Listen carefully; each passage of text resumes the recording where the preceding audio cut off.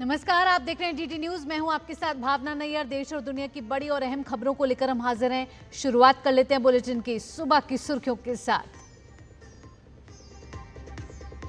प्रधानमंत्री नरेंद्र मोदी ने भारत की सैन्य ताकत को सराहा। लोकसभा में ऑपरेशन सिंदूर पर चर्चा के दौरान कांग्रेस से पूछे तीखे सवाल। पाकिस्तान को भी दिखाया आईना।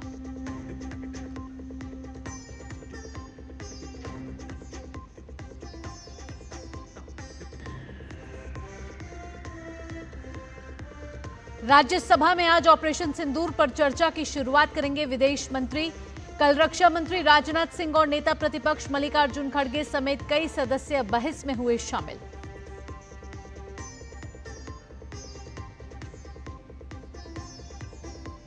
कैश कांड में जस्टिस यशवंत वर्मा की याचिका पर सुप्रीम कोर्ट में सुनवाई आज। पिछली सुनवाई में अदालत ने जस्टिस वर्मा की याचिका पर उठाए थे सवाल।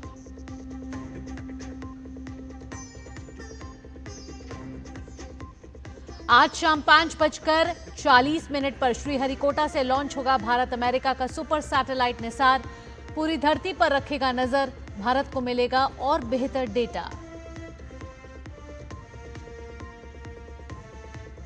और भारत के पारंपरिक खेल खो खो को खेल कैलेंडर में मिली जगह।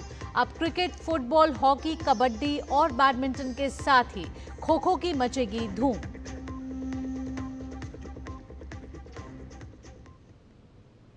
खबरें विस्तार से। अब प्रधानमंत्री नरेंद्र मोदी ने लोकसभा में ऑपरेशन सिंदूर पर बहस में हिस्सा लिया। पीएम ने आतंक के अड्डों को मिनटों में मिट्टी में मिलाने के लिए भारतीय सेनाओं की सराहना की। पीएम ने कहा कि भारत ने अपने लक्ष्य 100% हासिल किए। जब पाकिस्तानी सेना आतंकियों के बचाव में आई तो भारतीय सेनाओं ने उसे भी धूल चटा दी। भारत के जोरदार हमलों के बाद पाकिस्तान ऑपरेशन सिंदूर रोकने के लिए गिड़गिड़ाया। पीएम ने दो टूक शब्दों में स्पष्ट किया कि दुनिया के किसी भी नेता ने भारत को ऑपरेशन रोकने के लिए नहीं कहा। दुनिया के किसी भी नेता ने भारत के ऑपरेशन रोकने के लिए नहीं कहा। उसी दौरान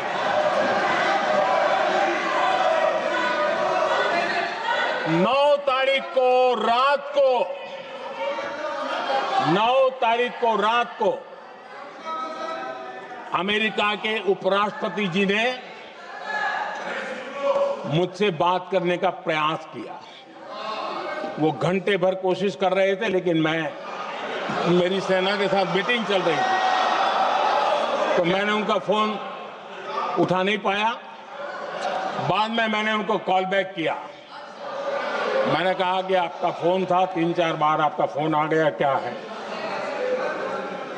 तो अमेरिका के उपराष्ट्रपति जी ने मुझे फोन पे बताया कि पाकिस्तान बहुत बड़ा हमला करने वाला है। ये उन्होंने मुझे बताया। मेरा जो जवाब था, जिनको समझ नहीं आता है उनको तो नहीं आएगा।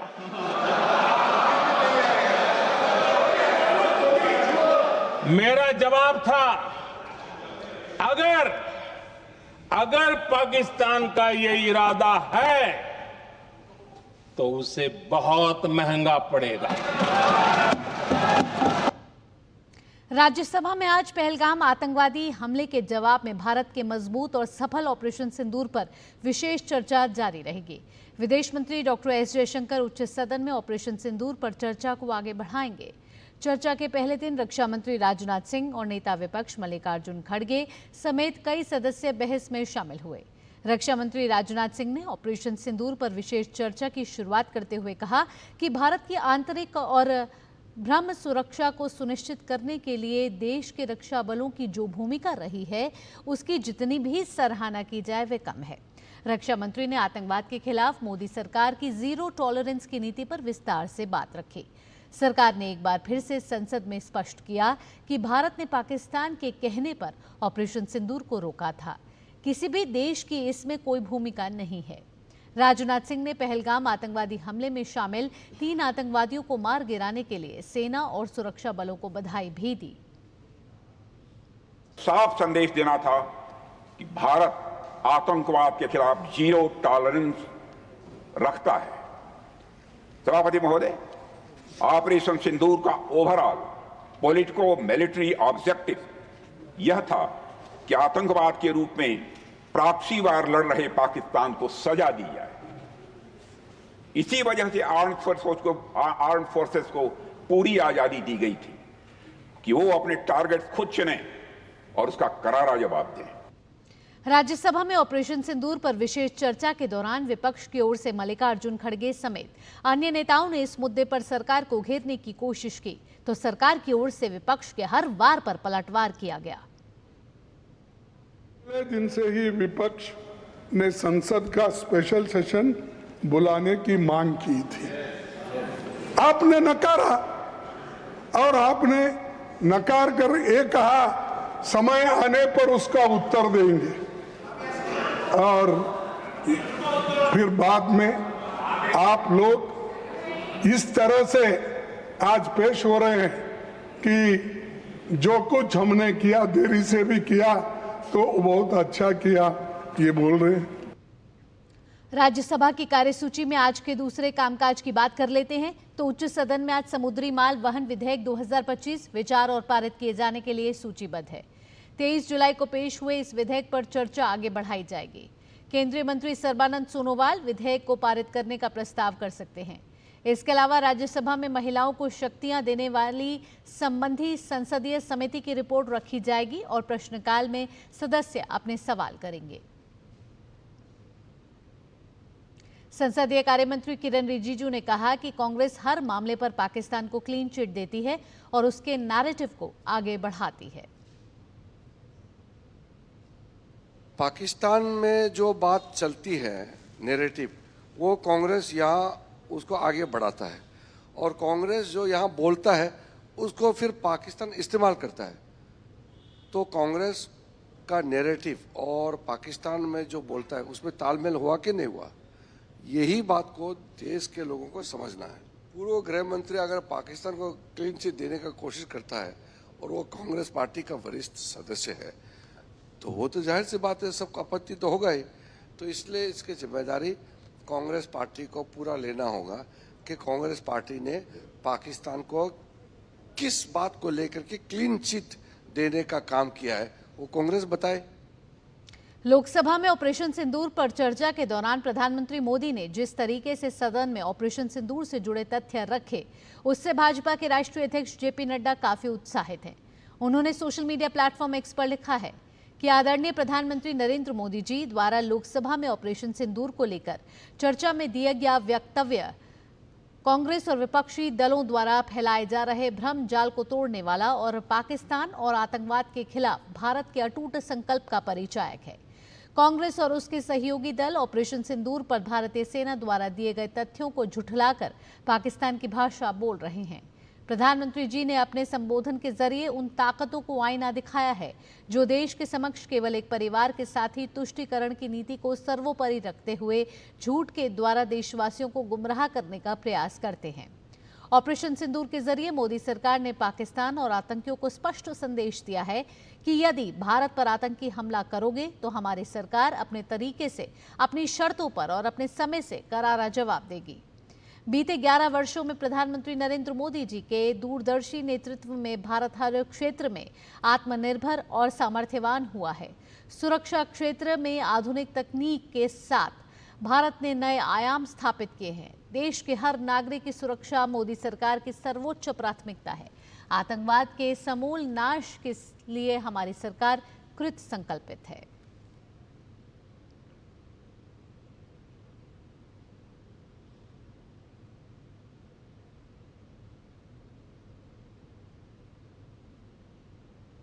और इस वक्त की बड़ी खबर पर नजर डाल लेते हैं। रूस में कामचटका प्रायद्वीप के पास 8.7 तीव्रता का भूकंप आया है।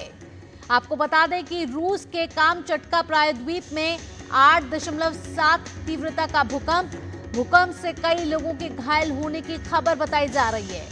साथ ही साथ अमेरिका से जापान तक सुनामी तक की चेतावनी जारी कर दी गई है। आपको बता दें कि जापान में 30 सेंटीमीटर की पहली सुनामी भी देखी जा चुकी है। तो इस वक्त की बड़ी खबर रूस से, जहां 8.7 तीव्रता का भूकंप मापा गया है। साथ ही साथ अमेरिका से लेकर जापान तक सुनामी की चेतावनी भी जारी कर दी गई है। वहीं जापान में सुनामी आने की खबरें भी आने लग गई हैं। रूस के केमचेटका में ये भूकंप आया है। 8.7 तीव्रता का भूकंप मापा गया है। कई लोगों के घायल होने की खबर अभी बताई जा रही है। लगातार जानकारी आपको दे रहे हैं कि रूस के कामचटका में 8.7 तीव्रता का ये भूकंप है और साथ ही साथ सुनामी की चेतावनी भी यहां जारी कर दी गई है।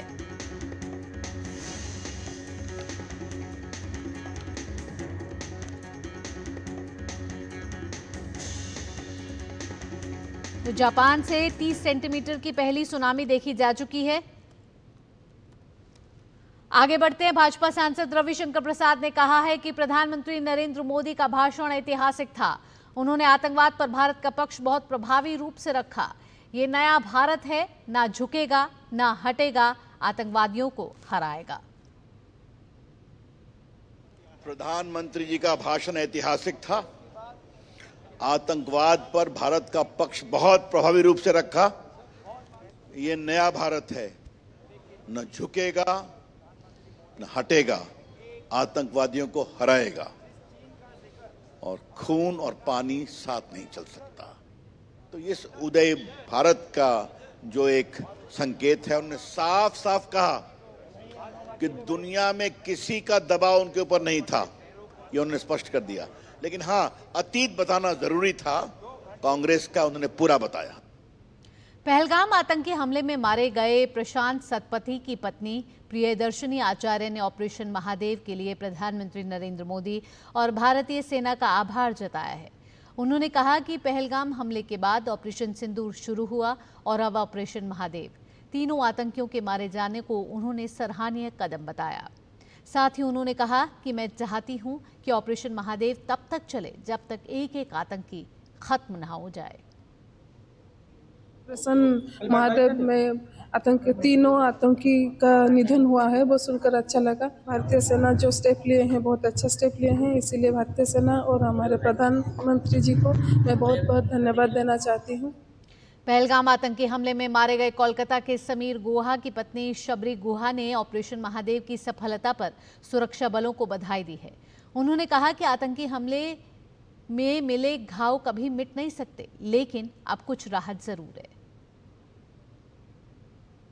इतना बड़ा लॉस हमारा हस्बैंड और मेरा बेटी का पिताजी, मतलब हम दोनों बहुत बड़ा चीज खोए हैं। लेकिन सरकार ने जो टेररिस्ट को निकास किए हैं, तो थोड़ा बहुत जख्म में तो पोलप लगाई है बोल सकते हैं। हमारा सेना और सीआरपीएफ और जम्मू एंड कश्मीर पुलिस को बहुत बधाई देंगे, क्योंकि उनको ये ऑपरेशन किए हैं करके इतना बड़ा सक्सेस मिला है और थोड़ा सा सुकून तो है ही। पहलगाम हमले में अपने पिता को खोने वाली असावरी जगदाले ने ऑपरेशन महादेव पर कहा कि इंडियन आर्मी और भारत सरकार को धन्यवाद देती हूं। उन्होंने कहा कि आज हम भी चैन की नींद सो पाएंगे। हम आशा करते हैं कि ऐसी घटना फिर ना हो। मैं भारत सरकार और अपने इंडियन आर्मी से तहे दिल से शुक्रिया कहना चाहूँगी। आज उन 26 लोगों को शायद जहाँ भी होंगे उनकी आत्मा को शांति मिल जाएगी, और हम लोग भी शायद जो फैमिलीज़ अभी तक ये वेट कर रहे थे कि इसका सबका कुछ रिज़ल्ट मिले, हमें उसका बदला लिया जाए, तो आज वो शायद बदला पूरा हो गया। तो हमें भी शायद आज नींद आएगी, चैन से हम लोग सो पाएंगे। वो 3 नीच लोगों को जिन्होंने, वो टेररिस्ट ने हमारे पतियों को हमारे सामने मारा, उनका फोटो दिखाया ना, तो फिर मैं रो पड़ी। थोड़ा तो इंसाफ मिला है कि उन लोगों को अपनी सरकार ने, अपनी आर्मी ने स्पेशली अपनी आर्मी उस पर काम कर रही है, हमारी मिलिट्री उसके लिए दिन रात मेहनत कर रही है। तो उन्होंने उनको ढूंढा और उनको मारा। ऑपरेशन महादेव में सुरक्षा बलों द्वारा 3 आतंकियों को मार गिराए जाने पर पहलगाम में मारे गए आदिल हुसैन शाह के परिवार ने भारतीय सेना और सरकार को बधाई दी है। उन्होंने कहा कि आज हमारे भाई का बदला पूरा हो गया, हमें इंसाफ मिला है। हम बहुत फख्र करते हैं जिन्होंने हमारे भाई का बदला लिया और साथ में जितने भी लोग शहीद हो गए थे उन सबों का बदला लिया। हमें इंसाफ मिला है, हम बहुत खुश हैं कि उन लोगों की जान ली है जिन लोगों ने हमारे भैया की जान ली। ऑपरेशन महादेव में सुरक्षा बलों द्वारा 3 आतंकियों को मार गिराए जाने पर पहलगाम आतंकी हमले में मारे गए गुजरात के रहने वाले यतीश परमार की पत्नी काजल परमार ने प्रसन्नता व्यक्त की है। काजल परमार ने कहा कि सेना ने जिस तरीके से पहलगाम आतंकी हमले में शामिल आतंकियों को मार गिराया है, उससे मेरा दुख थोड़ा कम जरूर हुआ है। अभी दुख की तो कोई बात ही नहीं कर सकते, पर जे अपनी सेनाएं जो काम किया है कि आतंकवाद को ख़त्म किया है, उससे मुझे थोड़ी शांति मिली है। और आगे भी कोई आतंकवादी हो झट से झट खात्मा करे, नाम निशान मिटा दीजिए आतंकवाद का। देश में जहाँ जहाँ आतंकवादी है वहाँ उसको खात्मा कर दीजिए। बुलेटिन में आगे बढ़ते हैं। जस्टिस यशवंत वर्मा की याचिका पर सुप्रीम कोर्ट में आज सुनवाई होनी है। पिछली सुनवाई में अदालत ने जस्टिस वर्मा की याचिका पर सवाल उठाए थे और सुनवाई के लिए आज की तारीख दी थी। दरअसल जस्टिस वर्मा ने उनके घर जले नकदी नोट मामले में इन हाउस कमेटी की रिपोर्ट और महाभियोग की सिफारिश रद्द करने की अपील के साथ याचिका दायर की है। जस्टिस वर्मा ने आंतरिक जांच समिति की रिपोर्ट को चुनौती दी है, जिसमें उन्हें कैश मामले में दोषी ठहराया गया है। वक्त हो चला एक छोटे से ब्रेक का, लेकिन ब्रेक के बाद आपको रिपोर्ट दिखाएंगे निसार से जुड़ी हुई।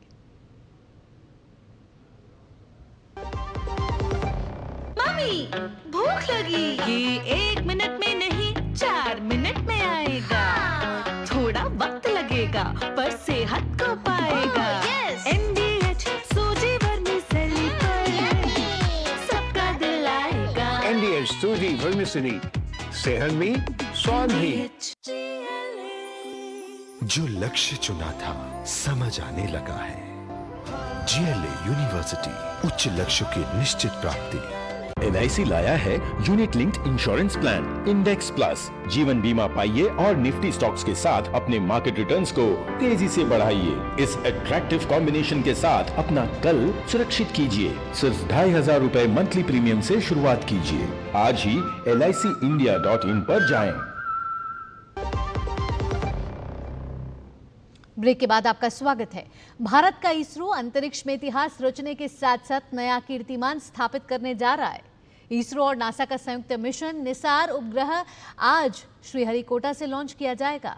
इस मिशन के जरिए हर 12 दिन में न सिर्फ पूरी पृथ्वी की सतह का उच्च रेजोल्यूशन डेटा मिलेगा, बल्कि हर छोटी बड़ी घटना की समय से पहले पूरी जानकारी मिल जाएगी। क्या खास है इस पूरे मिशन में, आइए आपको दिखाते हैं इस रिपोर्ट के जरिए।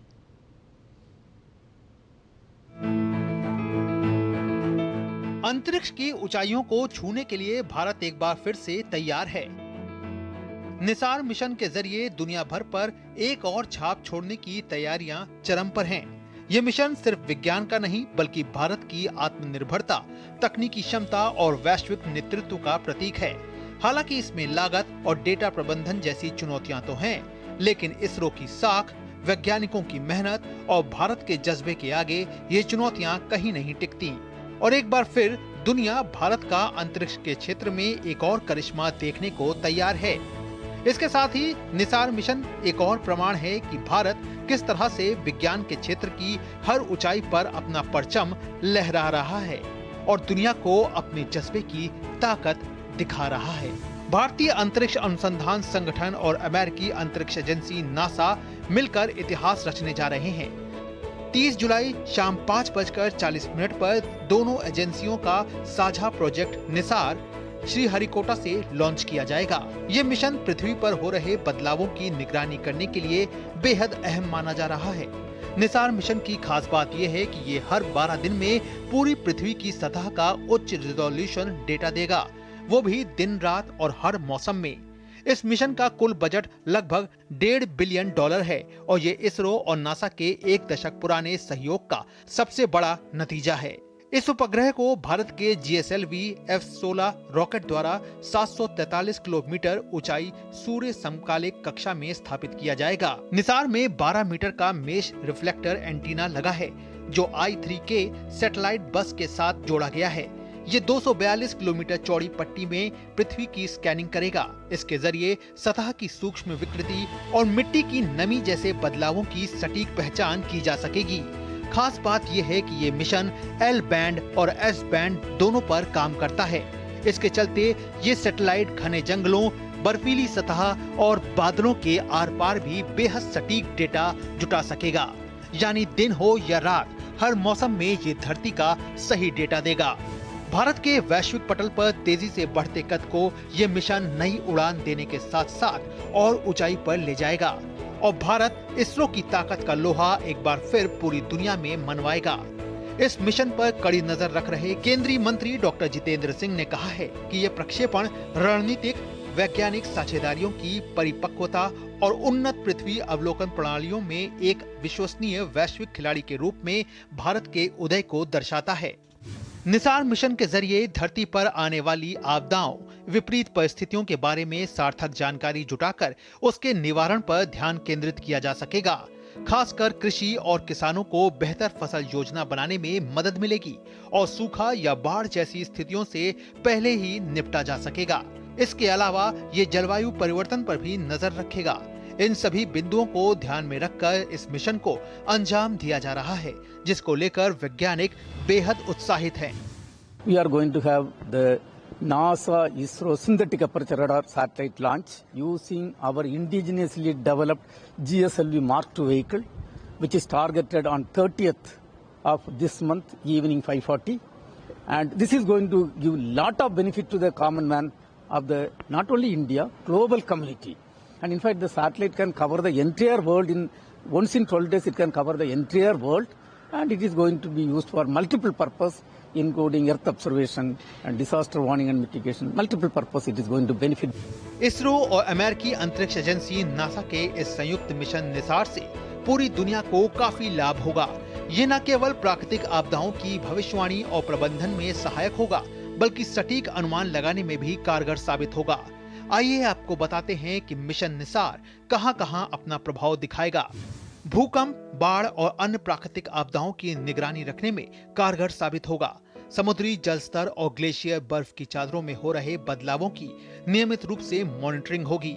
जंगलों की कटाई और वनस्पति में परिवर्तन का असर दिखेगा। सतही जल संसाधनों की मैपिंग हो सकेगी और कृषि, पर्यावरण और जलवायु परिवर्तन पर बेहतर रिसर्च के साथ साथ हर तरह के डेटा का संरक्षण हो सकेगा। निसार मिशन न केवल भारत के लिए बल्कि पूरी दुनिया के लिए एक वैज्ञानिक वरदान साबित होगा। इस मिशन की प्रमुख विशेषता ये है कि निसार द्वारा उत्पन्न सभी डेटा अवलोकन के 1 से 2 दिनों के भीतर और आपात स्थिति में लगभग वास्तविक समय में स्वतंत्र रूप से उपलब्ध कराए जा सकेंगे। इन तमाम जानकारियों के जरिए वैश्विक वैज्ञानिक अनुसंधानों को निर्णय लेने में मदद मिलेगी और हर तरह की आपदाओं और विपरीत परिस्थितियों को नियंत्रित करने के साथ साथ तैयारियों को और मजबूत करने का समय भी मिलेगा और भारत विश्व गुरु बनने की भूमिका को एक बार फिर से चरितार्थ करता नजर आएगा। दिल्ली से डीडी न्यूज के लिए गौरव श्रीवास्तव की रिपोर्ट। आइए अब मौसम से जुड़ी जानकारी आपको दे देते हैं। हिमाचल प्रदेश में पिछले कई दिनों से बारिश का सिलसिला जारी है। भारी बारिश ने मंडी समेत कई इलाकों में तांडव मचाया हुआ है। बीती रात हुई अत्यधिक बारिश के कारण धर्मशाला की सड़कें जलमग्न हो गई हैं। वहीं जनजीवन अस्त व्यस्त होने के साथ जानमाल को भी क्षति पहुंची है। मंगलवार को मंडी में भारी बारिश के कारण हुए भूस्खलन में 2 लोगों की जान चली गई। वहीं भूस्खलन वाले क्षेत्र में सड़क को काफी नुकसान पहुंचा, जिससे यातायात बाधित रहा। घटना की सूचना मिलते ही राहत और बचाव दल सड़क को सुचारू करने में जुट गए। इस बीच मौसम विभाग ने हिमाचल में भारी बारिश की चेतावनी देते हुए ऑरेंज अलर्ट जारी किया है। भारतीय पारंपरिक खेल खो खो ने खेल जगत में एक और ऐतिहासिक उपलब्धि दर्ज करते हुए अखिल भारतीय विद्युत क्रीड़ा नियंत्रण बोर्ड के वार्षिक खेल कैलेंडर में अपनी आधिकारिक जगह बना ली है। ये निर्णय बोर्ड की मुंबई में आयोजित वार्षिक आम सभा बैठक में लिया गया, जहां खो-खो को cricket, football, hockey, kabaddi, badminton और टेनिस जैसे अन्य 16 प्रमुख खेलों के समकक्ष स्थान दिया गया। AIESCB भारत में ऊर्जा और विद्युतीय क्षेत्रों से जुड़े विभागों की प्रमुख खेल संस्था है, जो सालों से विभिन्न खेलों को बढ़ावा देने में सक्रिय भूमिका निभा रही है। मान्यता मिलने के बाद खो-खो खिलाड़ियों को न केवल प्रतिस्पर्धात्मक मंच मिलेगा, बल्कि उन्हें खेल कोटे के माध्यम से करियर के स्थायी अवसर भी मिल सकेंगे। इससे पहले सर्विस और रेलवे जैसे संस्थागत निकाय भी खो-खो को अपने आधिकारिक खेल कैलेंडरों में शामिल कर चुके हैं। इसी के साथ इस बुलेटिन में इतना ही। अगला कार्यक्रम आप देखने वाले हैं नया सवेरा, मेरी सहयोगी शहला निगार के साथ।